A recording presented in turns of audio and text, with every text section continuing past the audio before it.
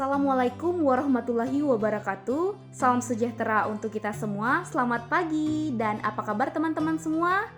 Semoga kita selalu diberikan kesehatan untuk tetap beraktivitas seperti biasanya di tengah pandemi COVID-19 yang belum juga usai ini.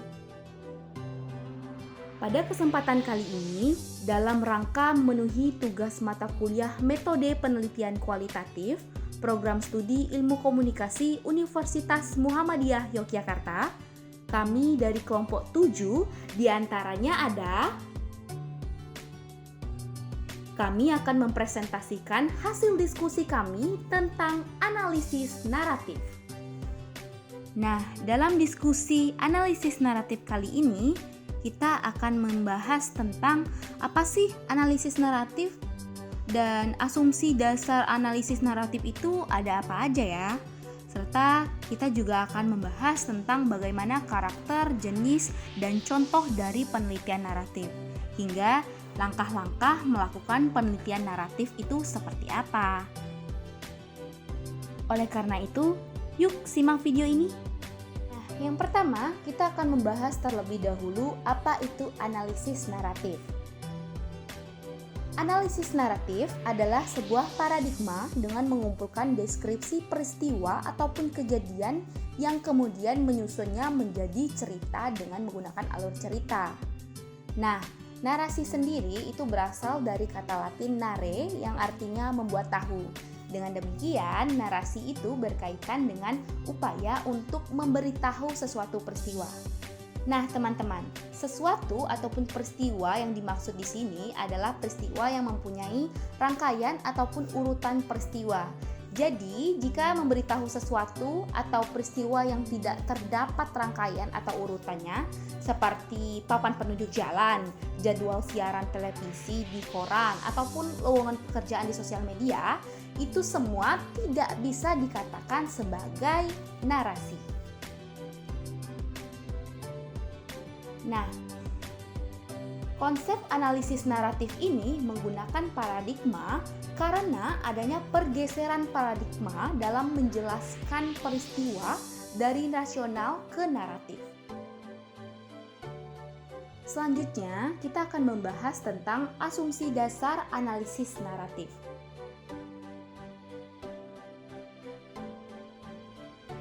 Pertama, sejatinya manusia itu makhluk pencerita loh. Kenapa? Karena manusia lebih suka bercerita daripada mendengarkan. Yang kedua, dalam menilai sebuah cerita itu biasanya didasarkan atas penilaian-penilaian dan alasan yang bagus atau good reason. 3. Alasan yang bagus itu dapat ditentukan berdasarkan sejarah, biografi, atau budaya. Keempat, kualitas dari sebuah cerita dapat dinilai dari rasionalitas yang dilakukan seseorang terhadap konsistensi dan kebenaran cerita. Yang kelima adalah pengalaman manusia. Teman-teman, hal yang harus kita ingat adalah konsep kunci analisis naratif ada dua. Pertama, narasi. Cerita yang terdiri dari tindakan verbal dan nonverbal dalam kurun waktu tertentu sehingga seseorang dapat menentukan makna. 2. Rasional naratif. Metode untuk menilai apakah cerita tersebut dapat dipercaya atau tidak. Tahap dalam menentukan analisis naratif itu ada dua, koherensi dan ketepatan. Koherensi adalah prinsip untuk menilai konsistensi internal dari sebuah cerita. Ada beberapa tipe koherensi. Yang pertama struktur, di mana koherensi yang harus dinilai dari alur cerita. Yang kedua materi, yaitu koherensi yang dapat menilai konsistensi suatu cerita dengan cerita lain. Yang ketiga, karakter logikal, yaitu koherensi yang dilihat dari karakter seseorang yang bercerita. Untuk ketepatan, cerita dapat mempresentasikan pernyataan tentang realitas Artinya, cerita tersebut harus mengemukakan alasan yang logis sehingga dapat dipercaya pada pendengarnya. Jenis penelitian naratif ada 2 juga loh. Yang pertama, analisis narasi dan analisis naratif. Apa sih bedanya? Analisis narasi adalah sebuah paradigma dengan cara berpikir untuk membuat deskripsi tema yang tertulis dalam cerita tersebut. Sedangkan analisis naratif merupakan sebuah paradigma dengan cara mengumpulkan terlebih dahulu deskripsi dan peristiwa ataupun kejadian yang kemudian dirangkai menjadi sebuah cerita dengan alur cerita yang ada. Masih bingung? Kita langsung kasih contohnya. Contoh penelitian naratif. Yang pertama, autobiografi, yaitu studi naratif di mana para peneliti umumnya meneliti dirinya sendiri dengan subjek. 2. Biografi, yaitu peneliti meneliti orang lain sebagai subjek dengan menganalisis biografi kita dan dapat menentukan siapa sih yang akan menulis cerita tersebut. Yang ketiga, riwayat hidup, yaitu studi naratif dari keseluruhan kehidupan seseorang yang fokusnya pada titik balik ataupun peristiwa penting dari seseorang. 4. Personal account, yaitu studi naratif dengan pengalaman rutin yang dilakukan oleh individu. Yang kelima, etnografi, yaitu deskripsi tentang kebudayaan ataupun suku-suku bangsa yang tersebar di seluruh Indonesia. Ketika akan melakukan penelitian tentang analisis naratif, perlu bagi kita mempertimbangkan jenis-jenis studi naratif yang akan kita gunakan, sehingga perlu untuk kita mengetahui karakteristik dari tiap jenisnya. Maka, penting bagi kita mengetahui karakteristik penelitian naratif. Ada apa aja sih? Yang pertama, pengalaman individu. Peneliti dapat mengeksplor pengalaman individu yang terdiri dari pengalaman pribadi ataupun pengalaman sosialnya.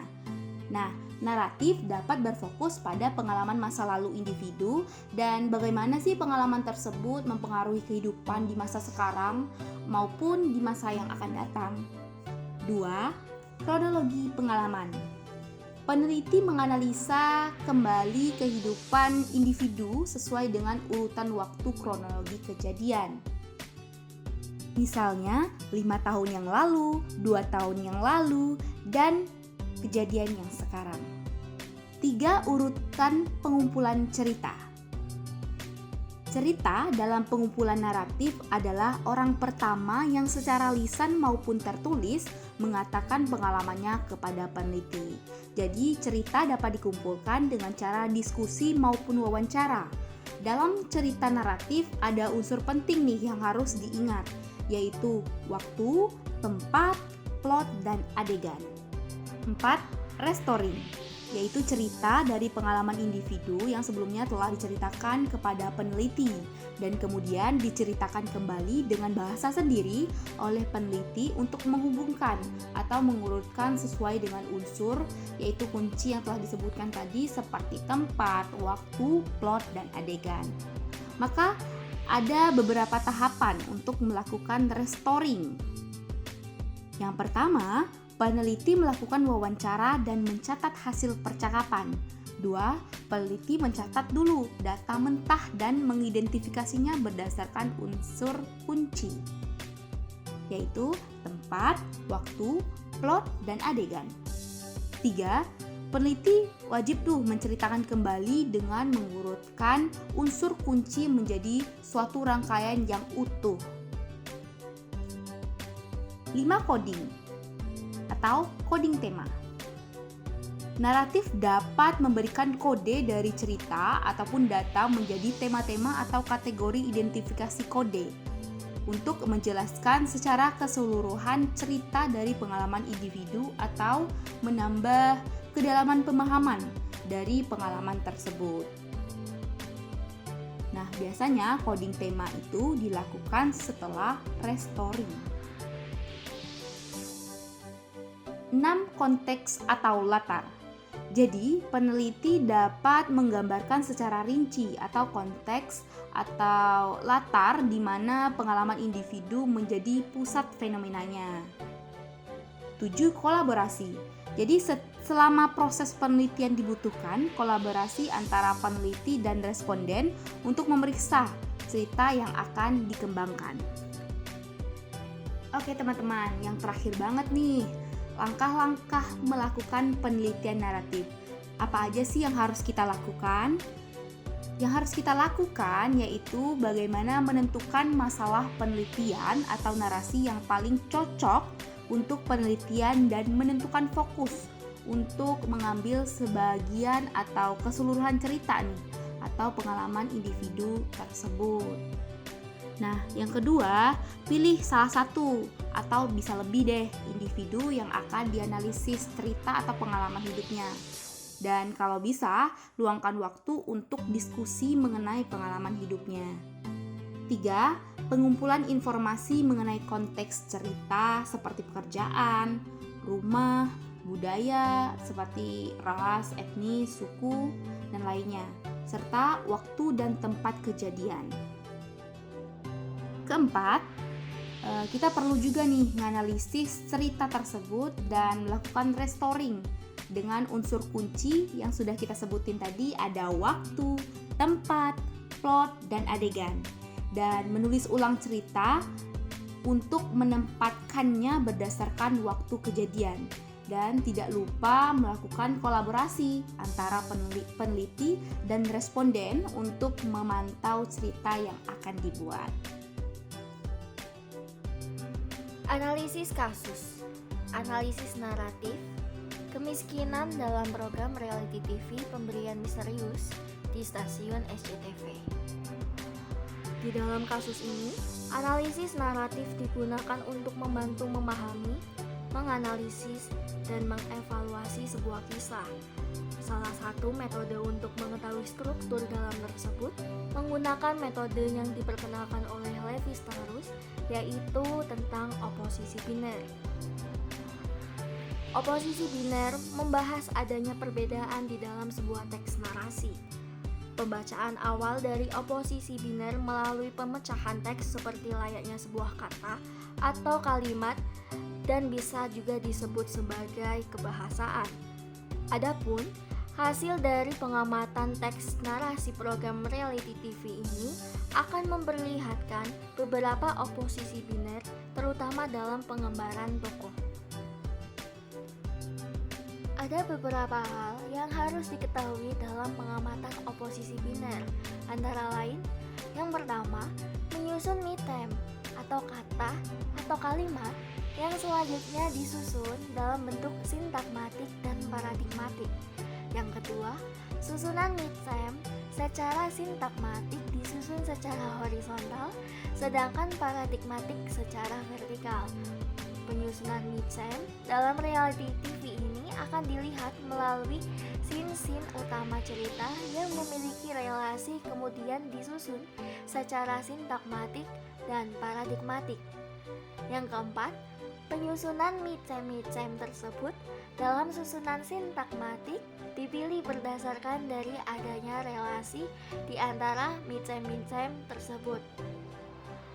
Dan yang terakhir, akan terlihat oposisi berlawanan atau oposisi biner dari masing-masing adegan dan karakter tersebut. Selanjutnya adalah kesimpulan. Dari hasil pembacaan oposisi biner dalam reality TV Pemberian Misterius tersebut, dapat disimpulkan bahwa oposisi biner yang muncul secara nyata atau eksplisit adalah adanya pemberi hadiah dan yang menerima hadiah, yang dapat dikatakan sebagai kelompok pahlawan atau hero, dan yang ditolong yaitu diberi bantuan atau hadiah. Teman-teman, itu tadi diskusi kita mengenai analisis naratif. Udah makin paham kan? Terima kasih sudah menyimak video ini. Sekian dan terima kasih. Wassalamualaikum warahmatullahi wabarakatuh.